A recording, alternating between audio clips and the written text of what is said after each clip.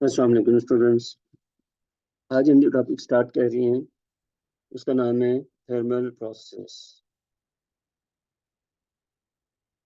इस टॉपिक में बेसिकली हमने ये देखना है कि how the heat can transfer from one object to another object.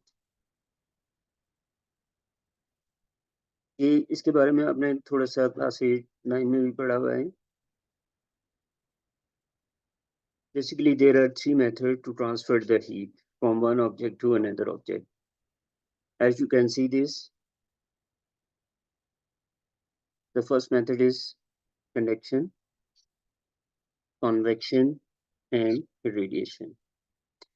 इसका मतलब ये हुआ कि किसी भी बॉडी को जब आप हीट करते हैं, अब you know about that कि there are three types of material: solid, liquid and gas, and fourth one is also plasma, but plasma is not at your course, इस लेवल पे नहीं है। ए लेवल में इंशाल्लाह उसको पढ़ेंगे। तो बेसिक जो कैटेगरीज है मैटर की वो है सॉलिड, लिक्विड और गैस। और सॉलिड और लिक्विड गैस में हमने ये देखना है कि किस तरह से हीट जो है वो ट्रैवल करती है from one point two another. उसमें पहला मेथड हम देख रहे हैं कंडक्शन, दूसरा देखेंगे convection and the third method देखेंगे रेडिएशन। अब इसमें कंडक्शन क्या चीज़ है और कंडक्शन में किस तरह से हीट ट्रैवल करती है, ये दोनों क्वेश्चन ज़रा बच्चों आपने जहन में रखने। इनके आंसर्स हम आगे देखते हैं। First of all see the conduction. As you can see here, most metals contain a lot of free electrons called as mobile electrons or conduction electrons. These are the electrons। ये थोड़ी correction आप कर लें, यहाँ पे ये atom की जगह आपने लिखना है इलेक्ट्रॉन। ये जो हम फ्री इलेक्ट्रॉन की बात कर रहे हैं ना, उनकी बात हो रही है। These are the electrons that have broken free from their atoms and thus change them into positively charged ion। इसका मतलब ये है कि आपको मालूम है स्ट्रक्चर ऑफ एटम क्या होता है। न्यूट्रॉन और प्रोटॉन इनसाइड द न्यूक्लियस होते हैं। ये इलेक्ट्रॉन जो है they are revolving around the nucleus. Atom basically क्या चीज है जिसमें नंबर ऑफ इलेक्ट्रॉन और प्रोटॉन इक्वल हो, इलेक्ट्रिकली बैलेंस हो। So this entity is named as atom. लेकिन जब और दूसरी चीज इलेक्ट्रॉन और प्रोटॉन के दरमियान, प्रोटॉन पॉजिटिव है और इलेक्ट्रॉन नेगेटिव है, इनके दरमियान जो फोर्स ऑफ अट्रैक्शन है अपोजिट चार्जेस के दरमियान जो फोर्स ऑफ अट्रैक्शन होती है उसको हम बोलते हैं electrostatic force. The force of attraction और repulsion between charges is called electrostatic force. अच्छा, जब किसी भी एटम से इलेक्ट्रॉन मूव कर जाता है, बाहर जाता है, तो अब क्या होता है वहाँ पे इलेक्ट्रिकल बैलेंस डिस्टर्ब हो जाता है। क्यों? क्योंकि अब नंबर ऑफ इलेक्ट्रॉन्स वहाँ पे कम हो जाएंगे और नंबर ऑफ प्रोटॉन ज़्यादा हो जाएंगे। केमिस्ट्री में आपने पढ़ा है आयनाइजेशन। तो आयनाइजेशन में बेसिकली क्या होता है, emission of electron from the outermost shell of an atom। So अब ये जो रिमेनिंग एटम है, क्योंकि अब इसमें लैक ऑफ इलेक्ट्रॉन्स हो गए हैं और एक्सेस ऑफ प्रोटॉन हो गए हैं, तो अब ये क्या बन जाएगा एटम से पॉजिटिव आयन। तो ये जो स्टेटमेंट लिखी हुई है ना, these are the electrons that have broken free from their atoms and they and thus change them into positively charged ion। इसका ये मतलब है कि जो किसी भी मेटल में फ्री इलेक्ट्रॉन्स या मोबाइल इलेक्ट्रॉन्स होते हैं वो एटम से रिमूव होते हैं और एटम को पॉजिटिवली चार्ज बना देते हैं या आयन बना देते हैं। फिर वो कहते हैं कि these electrons keep moving throughout the metals and are bounded by electrostatic forces of attraction to the positive ions। अब जो पॉजिटिव आयन बने हैं और इलेक्ट्रॉन्स पे नेगेटिव चार्ज होता है, इनके दरमियान जो अट्रैक्शन होगी वो इलेक्ट्रोस्टैटिक फोर्सेस होंगी और उनकी वजह से ये इलेक्ट्रॉन जो है वो मेटल के अंदर ही रहेंगे, मेटल से बाहर नहीं निकलेंगे। लेकिन they are supposed to be free inside the inside the metals. Then, when a metal is heated at one end, the free electrons at the hot end and gain kinetic energy and move faster. इसका मतलब ये है कि इसको हम आगे diagram बना के आपको एक्सप्लेन करता हूँ इसका।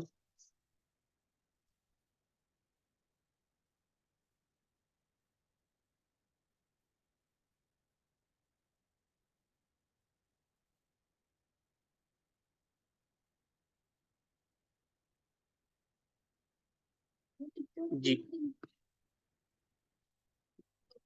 जी, इसमें देखें हम एक मेटल का एक शीट ले रहे हैं और मेटल के इस पीस में हमने molecular vibration देख रहे हैं। We are taking 3 atoms which are moving to and fro. अब ये इसके मेटल के अंदर एटम्स की जो वाइब्रेशन है, मूवमेंट है फ्रॉम देयर मीन पोजीशन।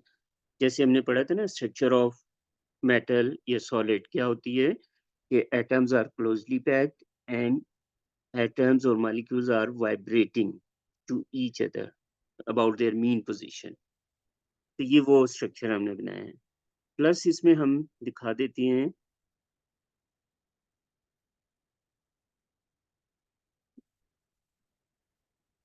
ये मैं डायग्राम दोबारा बना रहा हूँ, थोड़ी सी छोटी बनी है।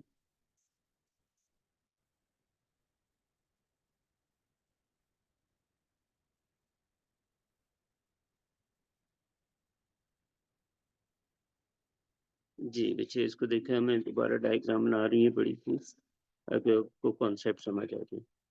ये पॉजिटिव आयंस हैं या मॉलिक्यूल्स हैं which are vibrating to each other और इनके साथ में रेड कलर में ये जो डॉट्स आपको नजर आएंगे, these are supposed to be free electrons.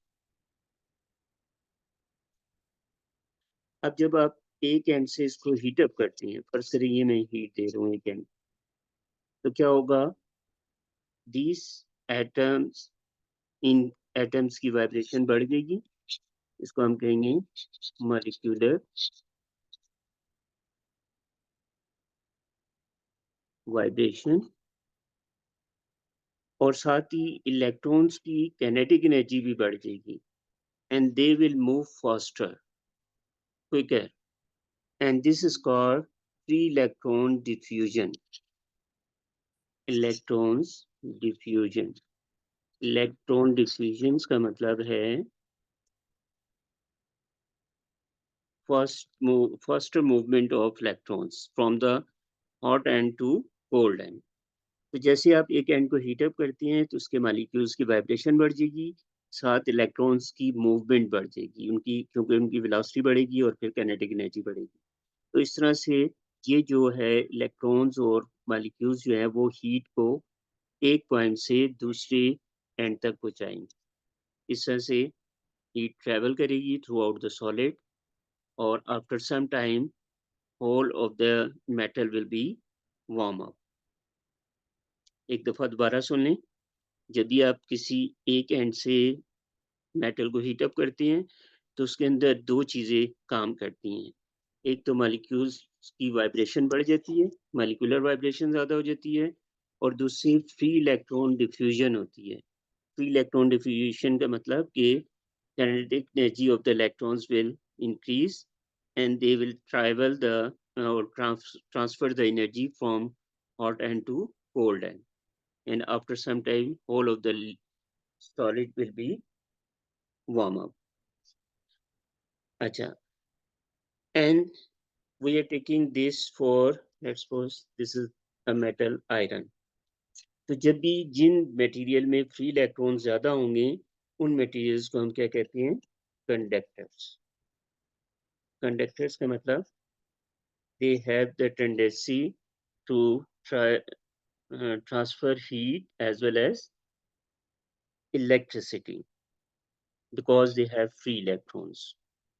जबकि दूसरे एंड पे अगर हम देखें कि if we are taking a piece of wood is also a type of solid, but इसमें जो है वो हीट ट्रेवल नहीं करती, ना प्लास्टिक में ट्रेवल करती है, ना ग्लास में ट्रेवल करती है। ऑल्दो कि उनके अंदर भी एटम होती हैं, तो बट इनमें क्या होता है कि इनमें फ्री इलेक्ट्रॉन्स नहीं होते। That is why heat will not transfer throughout the wood. Although molecular vibration होगी, but there is no transfer of electrons. क्योंकि इनके अंदर free electrons बहुत कम होती हैं। That is why these type of solids which have minimum amount of free electrons or which have no tendency to transfer the energy, these type of solids are named as insulators or bad conductor. तो हमने यहाँ पे देख लिया कि on the basis of free electrons, there are two categories of solids. One have number of free electrons, which have the tendency to transfer the energy as well as electricity, are called good conductor. For example, all metals. But on the other side, second type of categories of the solids in which there is no transfer of heat through molecules vibration. Only because they have no free electrons. So such type of solids are named as insulator or conductors. तो बच्चे अभी बच्चों ने join किया तो मैं एक दफ़ा दोबारा रिकॉल कर रहा हूँ इस टॉपिक को। इस टॉपिक में हमने शुरू किया है कि there are three methods to transfer the energy from one end of the material to the another end. अब कुछ ऐसे सॉलिड्स हैं जिनमें फ्री इलेक्ट्रॉन ज़्यादा होते हैं, तो जब आप उसको एक एंड से हीट अप करते हैं तो उसमें मॉलिक्यूल्स की वाइब्रेशन बढ़ जाती है, दिस वन, और इलेक्ट्रॉन्स मूव करते हैं from hot end to cold end. So basically there are two mechanisms for which are responsible for the transfer of heat. Number one is molecular vibration. Number two is movement of electrons, which is also named as electron diffusion. And the other type of solids in which number of free electrons are very small or negligible amount of free electrons, they have no tendency to transfer the energy, and these type of material are named as insulator. For example, wood, plastic, etc. अच्छा, इसके बाद ये नीचे देखिए यहाँ पे सारी चीज मैंने ऐसी लिखी हुई है, जैसे this free electron diffusion move faster and in the process collide with the other free electrons and metal ions in the cooler part of the metal. Thus, the kinetic energy is transferred by the electrons to other electrons and ions. In addition, the ions vibrate faster due to the increase in their kinetic energy. Thus, heat energy gets transferred from the hot end to the cold end by electrons and ions. ये जो मैंने ऊपर दो mechanism बनाए हैं, this were molecular vibration or ions and free electrons diffusion. So these two things are responsible for the transfer of heat in solid, and this process is called conduction. अच्छा, इसको अब हम आगे देखते हैं फर्दर कि नॉन मेटल्स जो हैं, जैसे वुड है और ग्लास है, इसके अंदर फ्री इलेक्ट्रॉन्स नहीं है, इसलिए इसमें हीट ट्रेवल नहीं करती। जबकि मेटल्स में जो है वो फ्री इलेक्ट्रॉन ज़्यादा होती हैं और इसलिए उसमें से एनर्जी ज़्यादा ट्रैवल करती है। ये नॉन मेटल्स के लिए मैंने नीचे लिख लिया है, एक दफ़ा आप इसको पढ़ लें। In non-metals, there are no free electrons, hence when it is heated, heat only gets transferred via the atomic vibration as the atoms are closely packed. This method of heat transfer is less effective as compared to the conduction in metals. Hence, non-metals are bad conductor as compared to the metals. Now there are some facts regarding conduction. Conduction cannot happen in vacuum. इसका क्या मतलब है? इसका मतलब ये है कि जैसे हमने पढ़ा ना कि कंडक्शन रिक्वायर्ड और कंडक्शन जो है वो फ्री इलेक्ट्रॉन्स और मॉलिक्यूलर वाइब्रेशन की वजह से होती है। तो वैक्यूम का मतलब ये है कि there is nothing, nothing mean यहाँ पे कोई मटेरियल नहीं होगा, mean no free electrons, no mobile electrons, no molecular vibration. तो जब वैक्यूम हो जाएगा तो इसका मतलब है there is nothing, no medium, so conduction is not possible. So because conduction will only occur in materials where there are some atoms and free electrons present. तो पहला पॉइंट तो आपने ये याद रखना है कंडक्शन के लिए कि कंडक्शन जो है वैक्यूम में नहीं होगी। फिर हम दूसरा पॉइंट देखते हैं metals conduct better than non metals because metals have number of free electrons, non metal have least number of free electrons. Conduction can happens in solids, liquid and gases. ये तीनों तरह के मटेरियल में होगा, but solid में conduction ज़्यादा possible होगी, जबकि लिक्विड में कम होगी और गैसेस में उससे भी कम होगी। क्योंकि जैसे मैंने आपको बताया था कि सॉलिड में जो एटम्स की मूवमेंट है, atoms are closely packed and they are vibrating about their mean position. And in liquid, atoms are in the form of groups, clusters, and these atoms are sliding over each other. And in gas, atoms are in random motion. They have no fixed direction. They can move as far apart. तो इस वजह से solid में closely packed होने की वजह से ज़्यादा ही ट्रैवल करती है, लिक्विड में कम ट्रैवल करेगी कंडक्शन के थ्रू और गैसेस में सबसे कम ट्रैवल करेगी कंडक्शन के थ्रू। तो ये तो था first method to transfer the heat from solid, liquid और गैस। अब हम फर्दर इसको ये देखते हैं कि जो because you know there are number of metals, तो अब मेटल्स में से which are suppose to be good conductors.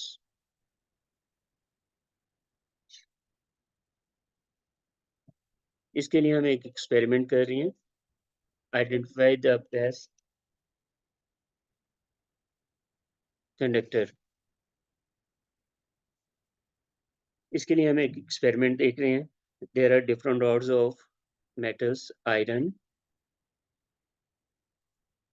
nickel, this is nickel, this is iron, this is aluminum rod, and this is the copper. And we have taken some amount of wax rings. You know about wax rings? जो हमारे पास candle होती है ना, उसके हमने rings बना दिए और इन मेटल रॉड्स के ऊपर डाल दिए। And we are supplying heat at the central position. Central position पे जब हीट दी है तो all the metal will get the heat equal amount.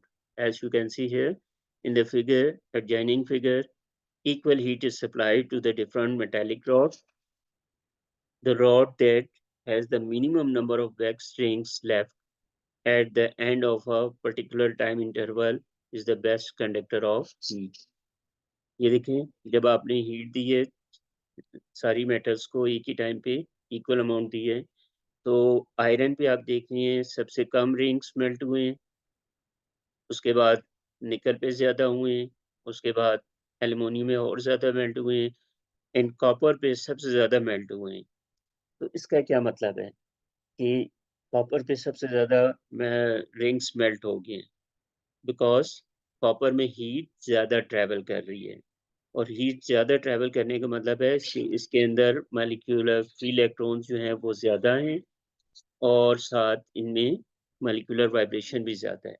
So that is why copper is supposed to be the best conductor or good conductor as compared to all other metals.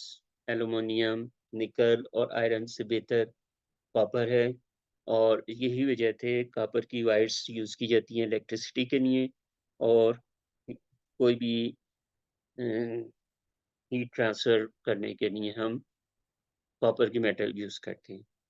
So this experiment, ये जो experiment है ये आपका paper 6 में भी आता है IGCSE में।